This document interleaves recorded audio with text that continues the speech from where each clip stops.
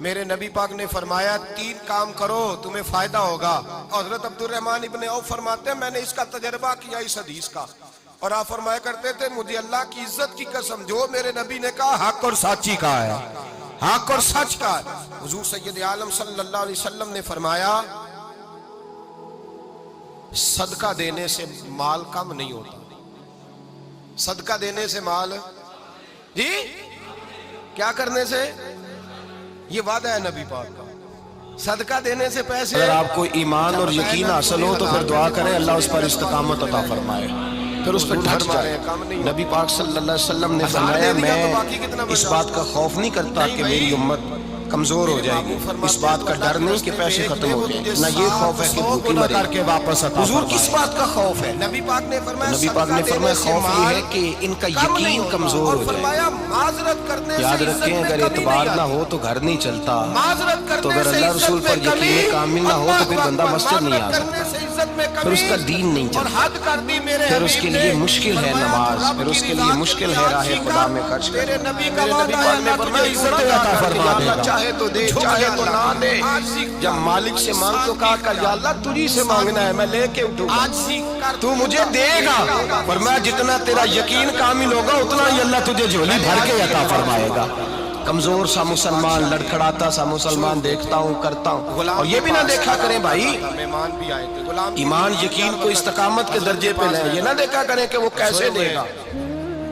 وہ کسی وسیلے کا محتاج نہیں ہے, وسیلے کو پسند کرتا ہے, پر وسیلے کا محتاج وہ بغیر وسیلے کے بھی دے دیتا ہے. ہر آدمی ماں باپ کے ذریعے پیدا ہوتا ہے, اگر پیدا کرنا چاہے تو جناب عیسیٰ کو بغیر باپ کے پیدا کر دیتا ہے, اگر پیدا کرنا چاہے تو حضرت آدم کو بغیر ماں اور باپ کے پیدا کر دیتا ہے. جب یقین رکھیں, یقین قرآن مجید پڑھیے. مہمان سے خدمت نہیں لی جاتی. حضرت موسیٰ علیہ السلام فرعون کے دربار میں کھڑے ہیں, چاروں جانب دشمن ہی دشمن ہے, اور نیند سے بیدار کر دوں خود گئے. جادوگر آ گئے, انہوں نے سانپ چھوڑے, حضرت موسیٰ کے ہاتھ میں ڈنڈا تھا. حضرت موسیٰ کہتے ہیں یا اللہ کیا کروں, تو اللہ تعالیٰ نے فرمایا اپنا سانپ پھینک دو. کہنا چاہیے تھا نا کہ یا اللہ ایک ہی تو شے ہے, اتنے سانپ ہے, بچانے کے لیے ڈنڈا ہے وہ پھینک دوں. ڈنڈا پھینکا جاتا ہے, سانپ کو دیکھ کر کے قابو کیا جاتا ہے. یہ میرا اور آپ کا ذوق ہے نا, لیکن انبیاء کرام کا انداز ملاحظہ کیجئے میرے عزیزو. اللہ فرماتے ہیں ڈنڈا کوئی تبدیلی آئی, اے موسیٰ ڈال دے اپنا عصا. پہلے نہیں فرمایا کہ سانپ بن جائے گا, فرمایا بس تو ڈال دے. میں اور آپ ہوتے ہیں تو سانپ سامنے ہے, ڈنڈا ہاتھ میں ہے, ہم کہیں گے عجیب بات ہے, یہی تو دفاع کی چیز ہے, اسی کو ڈال دوں تو بچوں گا کیسے. کہا ڈال دو, تو حضرت موسیٰ نے ڈال دیا. کہا میرے رب کا حکم ہے تو میرے لیے بہتر ہی ہوگا. اللہ فرماتے ہیں جب موسیٰ نے ڈالا تو میں نے اس ڈنڈے کو, اس عصا کو اژدہا بنا دیا. اب کبھی عصا بھی اژدہا بنے, کبھی چھڑی بھی بہت بڑا اژدہا بنی ہے, لیکن قرآن کہتا ہے جناب موسیٰ نے ڈالا تو اللہ نے اژدہا. بلکہ اس سے پیچھے چلیے, عورتیں کمزور یقین کی ہوتی ہیں نا. جناب موسیٰ پیدا ہوئے تو اللہ فرماتے ہیں میں نے موسیٰ کی ماں کے دل میں بات ڈالی, ماں کے دل میں صندوق میں ڈال کے تو اس کو دریا میں بہا دے. اور بھائی صندوق میں کہہ سکتے ہیں نا آکسیجن کیسے جائے گی, اور دریا میں بچے بچنے کے لیے ڈالے جاتے ہیں کہ ڈوبنے کے لیے ڈالے جاتے ہیں. ماں کے دل میں یقین کمزور نہیں تھا ماں کا. انبیاء کے ماں باپ موحد ہوتے ہیں, دین کو ماننے والے. ماں کے دل میں اللہ نے بات, اللہ قرآن میں کہتے ہیں میں نے وحی کی, میں نے القاء کیا, میں نے بات ڈالی. حضرت موسیٰ کی ماں کہتی ہے میں نے ڈال کے نا سمندر میں بیٹا, میں نے سمندر میں بیٹا ڈال کے صندوق میں بند کر کے رب کے حوالے کیا. آپ فرماتے ہیں میرے مالک کا بھروسہ کیا تو پھر میرے مالک کا کام دیکھو, کمال دیکھو. میں نے دریا میں ڈالا, اللہ نے فرعون کے گھر میں میرے بیٹے کی پرورش کرا. یہ یقین کی حضرت موسیٰ کے پاس قوم آئی, قرآن پڑھیے. کہ جناب پانی چاہیے, خادم ادھر آؤ. وَإِذِ اسْتَسْقَىٰ مُوسَىٰ لِقَوْمِهِ, موسیٰ نے اپنی قوم کے لیے پانی مانگا. ہم نے کہا فَانْفَجَرَتْ مِنْهُ اثْنَتَا عَشَرَةَ عَيْنًا, اپنا ڈنڈا پتھر پہ مارو. عقل والا آدمی ہوتا تو اڑ جاتا, کہتا یا اللہ پتھروں سے بھی کبھی پانی نکلا ہے. اِدْرِبْ بِعَصَاكَ الْحَجَرَ, مارو پتھر پہ ڈنڈا. اللہ کے نبی نے منٹ نہیں لگایا, آ کر کے ڈنڈا لگایا. فَانْفَجَرَتْ مِنْهُ اثْنَتَا عَشَرَةَ عَيْنًا. اللہ فرماتے ہیں جناب موسیٰ نے ایک عصا مارا, میں نے 12 چشمے جاری کر دیے. تو لے تو اللہ کرتا ہے, اللہ کہتا ہے پر نماز روزی دوں گا, کہتا ہے سوچتا ہوں. اللہ فرماتے ہیں آجا مسجد میں تیرا ہو جاؤں گا، کہتا دیکھتا ہوں۔ رب فرماتا ہے تو میرے محبوب کی غلامی کر، میں تجھے محبوب بنا لوں گا۔ تو کہتا تھوڑا بڑا ہو کے داڑھی رکھیں گے، ابھی سیانا ہو کے میں ذرا سرٹیفکیٹ لے لوں اسرائیل سے کہ کتنے سالوں کے بعد آئے، پھر شروع کروں گا۔ پروگرام بنا رہا ہے، ابھی تو ارادے میں ہے اللہ کے پیغمبر کا ڈنڈا، اور اس سے زیادہ آگے بات ہو گئی، پیچھے فوج لگی ہوئی ہے، غلامی ہوا نا۔ دوسرا میرے نبی پاک مجمع ہے، ہزاروں لاکھوں کا لشکر لے کے تلواریں نیزے، فرعون پیچھے، آگے دریا آ گیا۔ نیڑے جانے سے حضرت موسیٰ علیہ السلام کھڑے ہیں، اب کدھر جائیں؟ اللہ پاک نے فرمایا مارو ڈنڈا۔ شیر کی عزت ہوتی ہے کہ خوف کہاں؟ ہوتا ہے؟ بولے نا، پانی پہ ڈنڈا مارو۔ اب حضرت موسیٰ علیہ السلام پانی پہ ڈنڈا مارے تو پانی ابھرے گا، اس سے زیادہ کیا ہوگا؟ پہلے پتھر پہ ڈنڈا مروایا تو پانی نکلا، اب پانی پہ ڈنڈا مروایا، فَإِذْ فَرَقْنَا بِكُمُ الْبَحْرَ فَأَنْجَيْنَاكُمْ وَأَغْرَقْنَا آلَ فِرْعَوْنَ۔ اللہ فرماتے ہیں موسیٰ نے پانی پہ ڈنڈا مارا تو میں نے پانی میں رستے بنا دیے۔ ایک جگہ ڈنڈا مارا تو پانی نکل آیا، دوسری جگہ آسا مارا تو پانی خشک ہو گیا، 12 چشمے بن گئے، 12 رستے بن گئے دریا میں سے۔ حضرت موسیٰ علیہ السلام گزر گئے، اور اللہ فرماتے ہیں فرعون بھی آیا تو اسے میں نے غرق کر دیا، اور وہ کھڑا دیکھتا ہی رہ گیا کہ بنا کیا ہے۔ جب یقین کامل نصیب ہوتا ہے، اعتماد کی دولت اللہ دیتا ہے، جب انسان کو یہ انشراح صدر ہو جاتا ہے کہ میری نجات خدا کے حکم میں ہے اور رسول اللہ کے قدموں میں ہے، جب اسے یہ انشراح حاصل ہوتا ہے تو پھر نماز کا لطف آتا ہے۔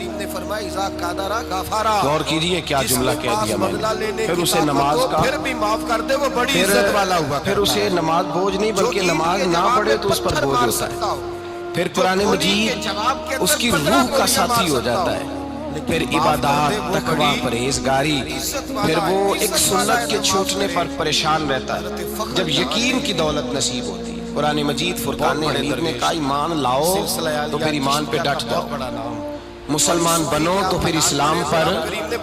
پھر یہ جو کمزوری ہے نا، یہ دیکھتے ہیں، کرتے ہیں، چلتے ہیں، ابھی کل ابھی پرسوں بہانے ہیلے، ابھی میں نماز شروع کرتا ہوں دیکھتا ہوں لا الہ الا اللہ محمد رسول اللہ صلی اللہ علیہ، جب کسی نے کلمہ پڑھا تو اس پر پورا دین ضروری ہے، پورا آدمی کھڑا ہوا۔ اب وہ یہ نہیں کہہ سکتا کہ تھوڑا تھوڑا کر کے آؤں گا۔ یقین کی دولت نعمت، اللہ پاک قرآن مجید میں فرماتے ہیں ان الذین قالوا ربنا اللہ ثم استقاموا، جنہوں نے کہا کہ اللہ ہمارا رب ہے اور پھر وہ اس پر ڈٹ گئے، پھر اس پر وہ کہا تو ڈٹ گئے، کھڑے ہو گئے، نہیں اللہ ہی رب ہے، اللہ ہی دینے والا، اللہ ہی مالک، اللہ ہی ہمارا رازق ہے، رب ہی ہمارا سب کچھ۔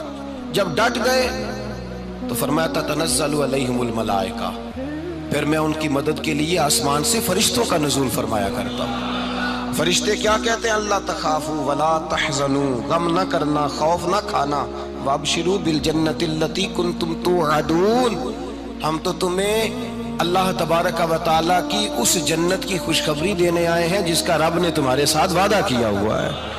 پھر فرشتوں کا نزول ہوتا ہے، لیکن شرط کیا ہے کہ ایمان لائے، اور پھر ایمان پر پھر یہ نہ سوچے کہ وہ کس طرح دے گا، وہ کیسے عطا کرے گا، وہ میری مدد کس طرح کرے گا، نظام کیسے چلے، ڈٹ جائے، کہے میرے اللہ کا حکم ہے تو میں نے حلال ہی کھانا ہے، میرے رب کا حکم ہے تو میں نے تھوڑے پہ گزارا کرنا ہے، میرے مالک کا حکم ہے تو میں نے اپنی جیب دیکھنی یا دوسرے کی نہیں دیکھنی، میرے رب کا حکم ہے تو میں نے اس کی اطاعت میں رہنا۔ جب ڈٹ جائے گا اللہ کے احکامات پر، جب ڈٹ جائے گا تو اللہ فرماتا ہے پھر میں تیری مدد کے لیے فرشتوں کا نزول کروں گا۔